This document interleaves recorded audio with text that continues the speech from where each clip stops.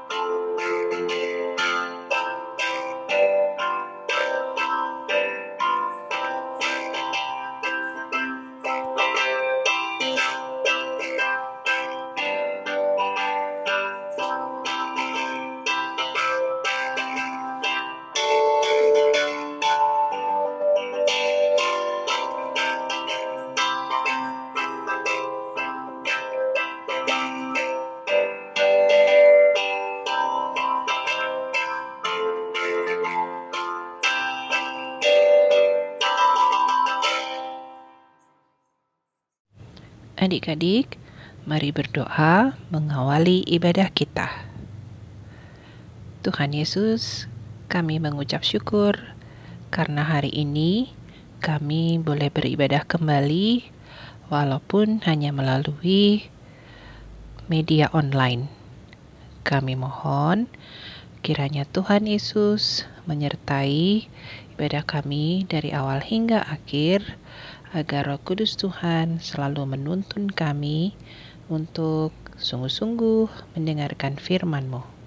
Ampuni segala kesalahan kami, biarlah di hari ini kami mendapatkan kekuatan baru, hikmat baru dari Tuhan.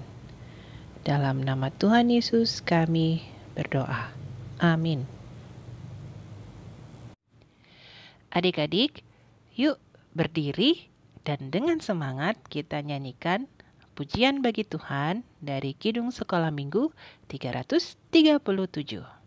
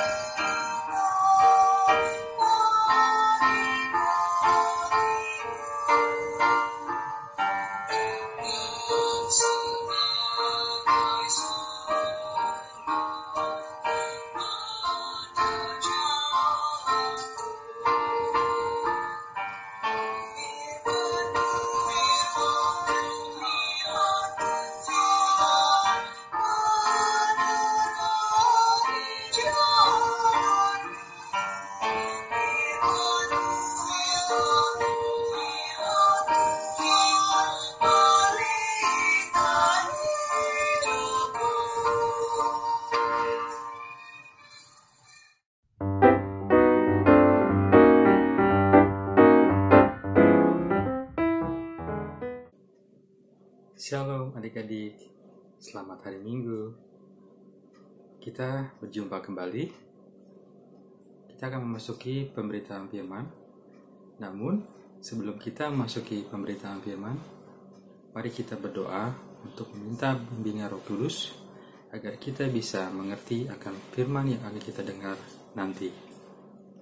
Mari adik-adik, kita bersatu dalam doa. Tuhan Yesus yang baik, terima kasih Tuhan Yesus atas berkat pada pagi hari ini Tuhan.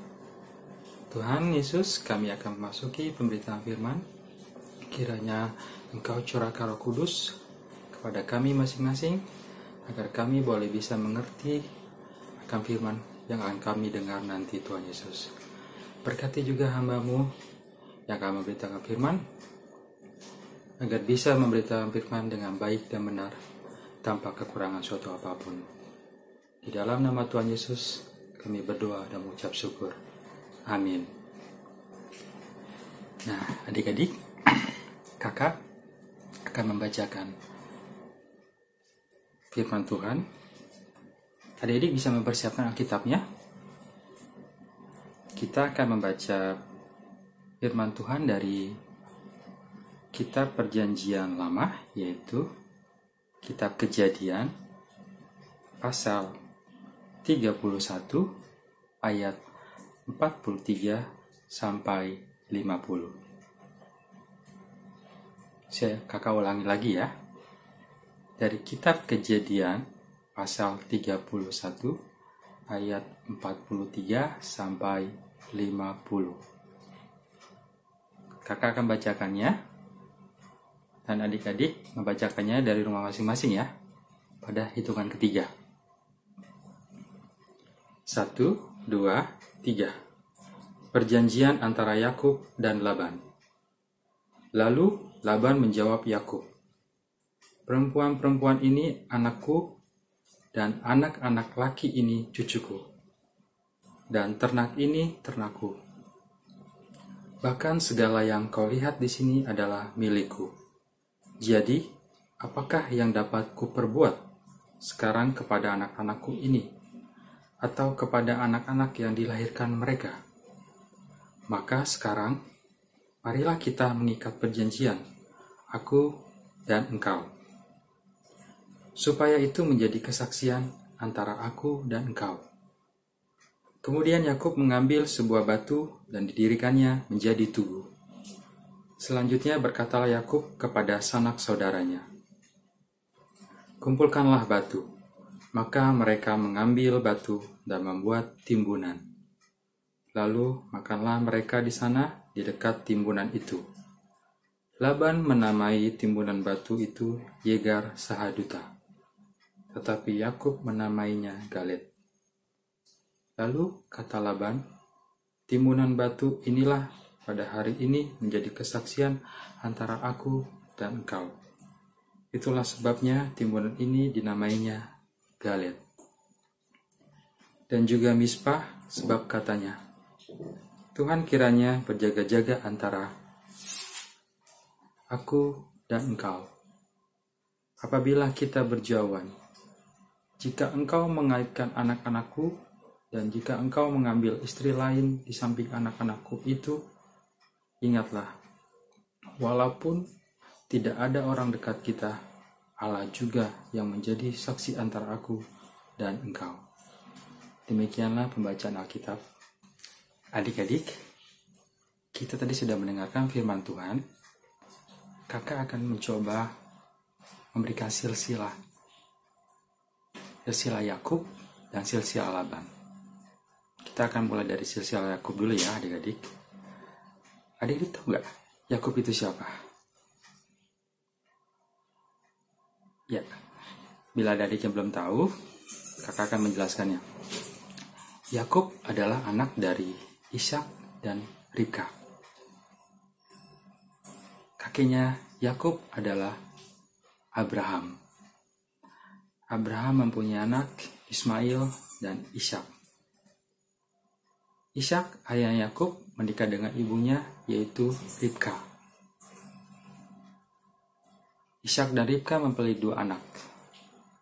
Adik-adik tahu gak? Yang nomor 2 kan Yakub. Yang nomor 1 siapa? Ya, betul, Esau.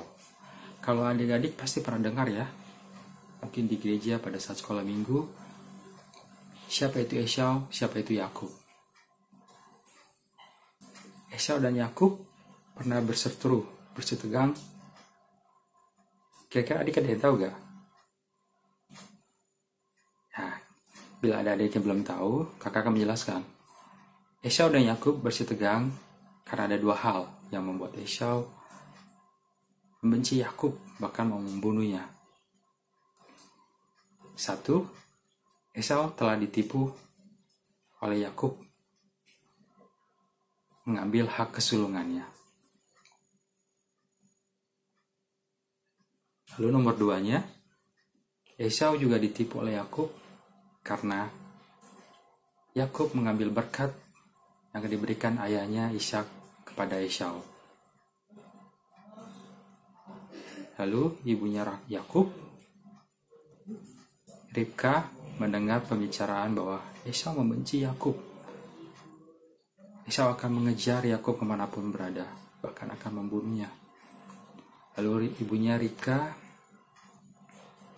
menyuruh Yakub untuk pergi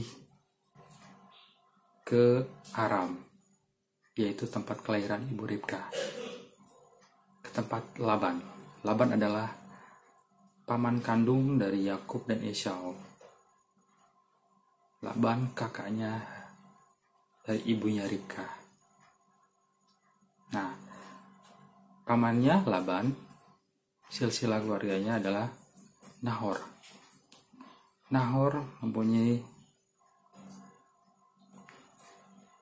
anak namanya Betuel. Betuel mempunyai 2 anak, nomor 1-nya Laban dan nomor 2 Ribka. Laban mempunyai 2 putri. Yang nomor 1-nya putrinya namanya Lea dan nomor 2-nya Rahel. Lalu Yakub pergi ke tempat Laban. Di sana dia menjelaskan bahwa dia akan tinggal di sana sementara waktu hingga kemarahan Esau mereda. Nah, adik-adik, di sana Yakub tinggal dengan ada persyaratan dari Laban. Bila Laban ingin menikahi putrinya, maka dia harus bekerja 7 tahun. Lalu 7 tahun berlalu, dia menikahi putrinya. Ternyata pertuanya Laban memberikan yang putri pertama, Lea. Padahal yang diingini Yakub itu Rahel. Lalu Laban memberikan syarat kemudian, bila ingin memiliki Rahel, Yakub harus bekerja 7 tahun lagi. 14 tahun berlalu, Yakub mendapat firman dari Tuhan bahwa Laban sudah tidak seperti yang dulu. Lalu Tuhan menyuruh Yakub untuk pergi ke tanah kelahiran orang tuanya, yaitu Kanaan, untuk beribadah di sana kepada Tuhan, Allah Abraham dan Allah Ishak. Nah, adik-adik, di dalam perjalanannya Yakub mendapat masalah di jalan karena ada beberapa hal yang dimana dia merasa kalau dia pergi berjalan untuk pergi ke kampung halaman Kanaan akan terkendala. Namun Tuhan menyertai perjalanannya. Setelah 3 hari perjalanan, Laban akan sadar bahwa putrinya sudah pergi beserta cucu-cucunya, serta ternak, serta Yakub. Lalu Laban mengejar selama 7 hari dan bertemu dengan Yakub. Namun malamnya Laban bermimpi mendapat firman dari Tuhan bahwa bila engkau bertemu dengan Yakub, jangan mengatainya dan jangan memojokkannya. Lalu Laban bertemu dengan Yakub. Apa yang kira-kira adik pikirkan kalau ketemu kayak gitu? Pasti marah ya? Ya betul. Laban marah. Kenapa engkau pergi tanpa sepengetahuanku? Lalu Yakub menjawab, tidak Bapak. Saya mengira bila saya minta izin untuk pulang ke tanah kampung halaman orang tuaku, engkau pasti akan mengambil putrimu serta cucu-cucumu. Laban mengerti akan pembicaraan Yakub. Namun ada hal lain yang membuat Laban lebih marah lagi. Karena Laban merasa Yakub membawa sesuatu, yaitu patung penyembahan yang dimiliki Laban, yaitu terafim. Yakub berkata, saya tidak mengambil. Bapak boleh memeriksa semua barang-barang bawaan saya. Lalu Laban memeriksanya, ternyata tidak ada. Di situ berkata bahwa Yakub marah juga kepada Laban karena kenapa Bapak melakukan hal seperti ini? Apa yang saya lakukan? Saya selama ini telah mengabdi kepada Bapak selama 14 tahun. Mengembalakan domba, semua. Tidak ada kerugian yang Bapak terima. Malah keuntungan. Lalu Laban berbicara kepada Yakub, baiklah, bila itu yang kau inginkan, mari kita buat perjanjian bahwa mari kita buat batu, tumpukan batu yang dimana mereka sebut itu adalah tugu. Yakub menamainya Gareb. Lalu Laban menyusun batunya serta Yakub dan berjanji. Laban memberikan kata-kata kepada Yakub. Mereka adalah putri-putriku serta cucu-cucuku laki-laki dan cucuku perempuan. Tuhan saksinya, bila engkau menyakiti mereka, Tuhan akan menghukummu. Lalu Laban memberi ciuman kepada putri dan cucunya untuk berpamitan bahwa inilah perjanjian kami, sehingga kami boleh hidup damai. Nah, adik-adik, kalau kita lihat dari kisah ini,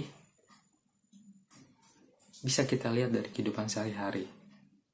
Contoh, adik-adik mempunyai kakak atau adik di rumah. Pernah gak? Pasti ada suatu kejadian di mana seorang kakak menyuruh adiknya atau berebutan mainan. Contoh, kakak berebutan HP dengan adiknya. Kakak berbicara kepada adiknya.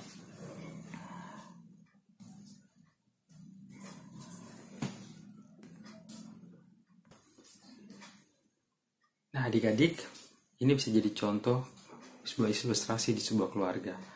Ada seorang kakak dan adik bermain, namun kakaknya selalu menggunakan otoritasnya. Seperti Laban menggunakan otoritasnya sebagai mertua kepada menantu.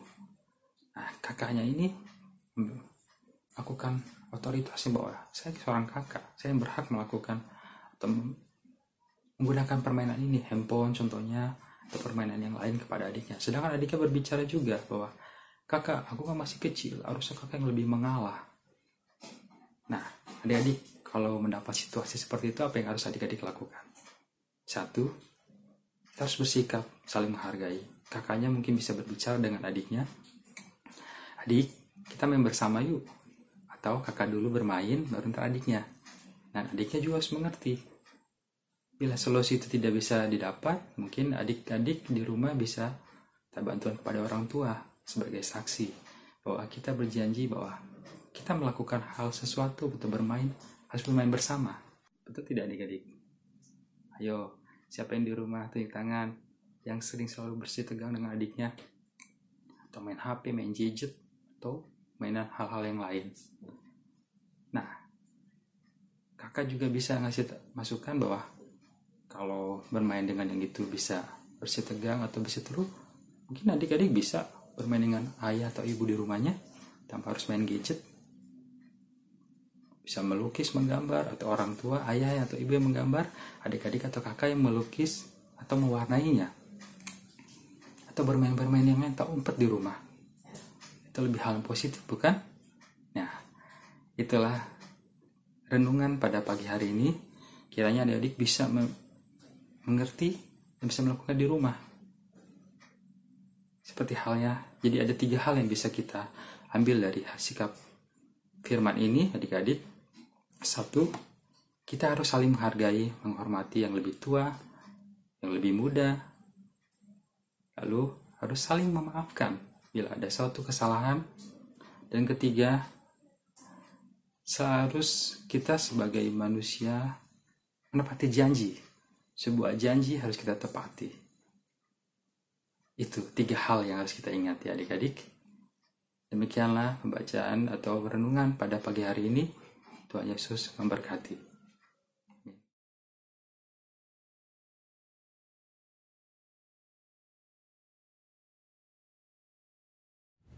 Adik-adik, mari kita bernyanyi kembali sebagai respon firman Tuhan.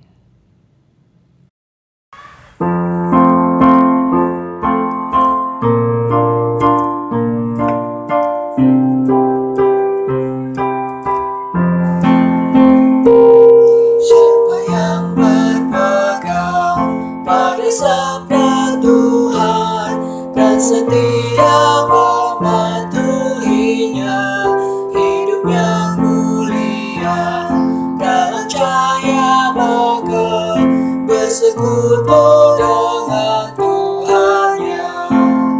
Percayalah dan pegang sabdanya, hidupmu dalam Yesus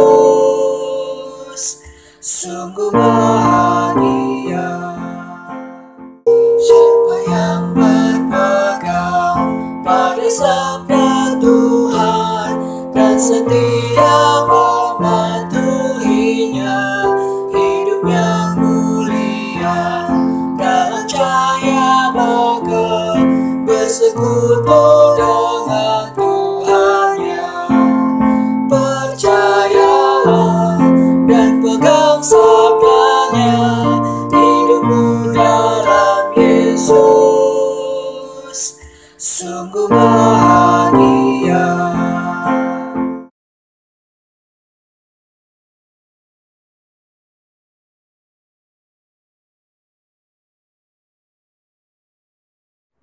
Mari kita berdoa. Tuhan Yesus, terima kasih kami sudah mendengar firman-Mu.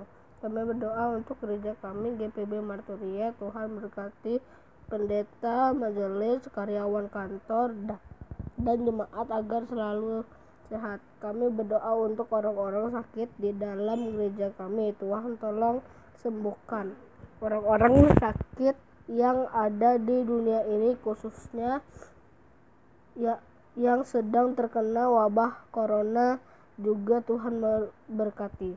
Kami berdoa untuk bangsa dan negara Indonesia. Tuhan kiranya memberkati para pemimpin dan rakyat Indonesia. Tuhan berkati kami orang tua, teman, opa, oma, om, tante, kakak, dan adik.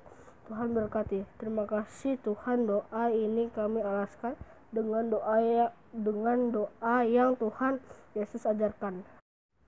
Bapa kami yang di surga, dikuduskanlah namamu, datanglah kerajaanmu, jadilah kehendak-Mu di bumi seperti di surga. Berikanlah kami pada hari ini makanan kami yang secukupnya, dan ampunilah kami akan kesalahan kami, seperti kami juga mengampuni orang yang bersalah kepada kami. Dan Engkaulah yang empunya kerajaan dan kuasa dan kemuliaan sampai selama-lamanya. Amin. Adik-adik, mari kita memberikan persembahan yang terbaik bagi Tuhan Yesus sambil menyanyikan lagu persembahan.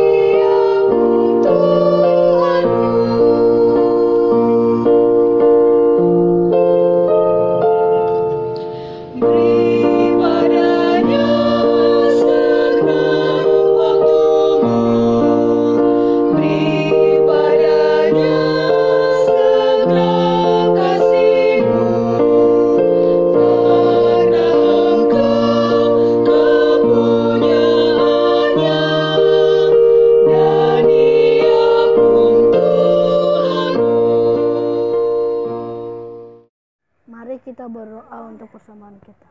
Tuhan Yesus, berkatilah persembahan kami ini agar bisa berguna untuk pelayanan di gereja kami.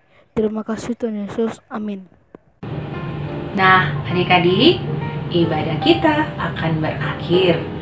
Namun, kakak berharap firman Tuhan hari ini jangan kalian lupakan ya, tapi kalian lakukan dalam kehidupan kalian sehari-hari.